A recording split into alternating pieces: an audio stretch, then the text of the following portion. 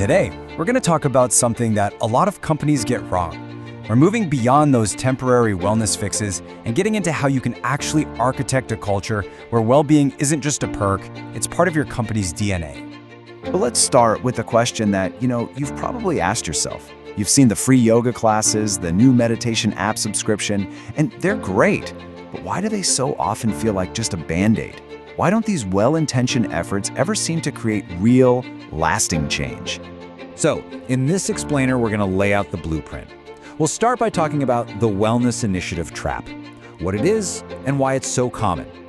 Then we'll cover the big shift from thinking of this as an initiative to making it part of your identity. After that, we'll get practical with an architect's 3 tools for leaders. And finally, we'll look at the end goal, the thriving organization. Okay, so first up, the Wellness Initiative Trap. This is that all too familiar pitfall where even the absolute best intentions seem to just fizzle out over time. And here's the heart of the problem. When well-being is just an initiative, it automatically has a start date and an end date, right? It's an add-on, it's a special project, it's not actually woven into the fabric of how the company runs. And because of that, its impact is always going to be limited and eventually temporary. So, how do you get out of that trap?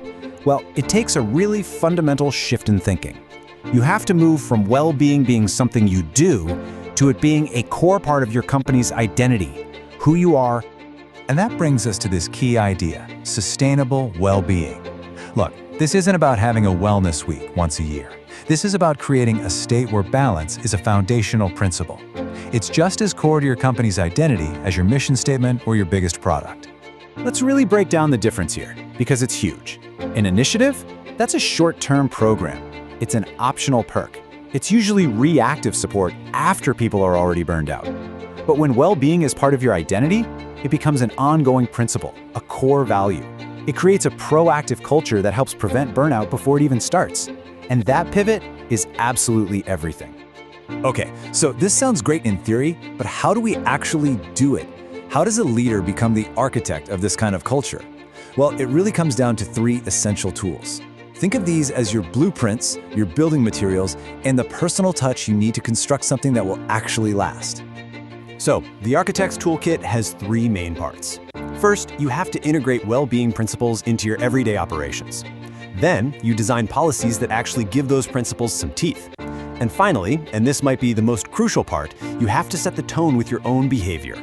Let's start with integration.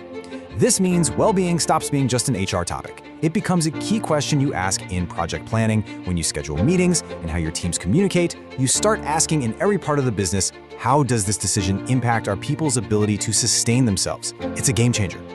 Next up, you build the framework with policies that actually support people. These are the tangible structures that give everyone permission to prioritize their well-being. We're talking about things like flexible work, sure, but it goes deeper. It's about managers who actively encourage no meeting Fridays or who are checking in on workloads before things get crazy, not just after. And that brings us to the third, maybe the most critical tool, setting the tone. This quote really gets right to the heart of it.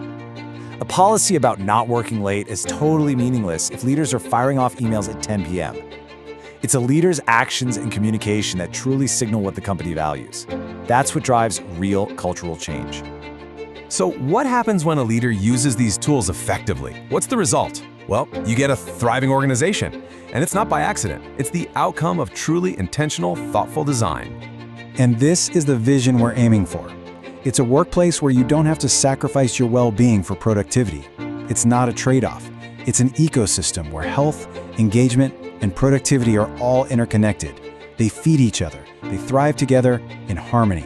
That's the ultimate goal here. And if you boil all of this work down, it comes to one single overarching goal: long-term employee sustainability. It's about finally recognizing that your people are not a resource to be depleted, they are the engine of the entire organization.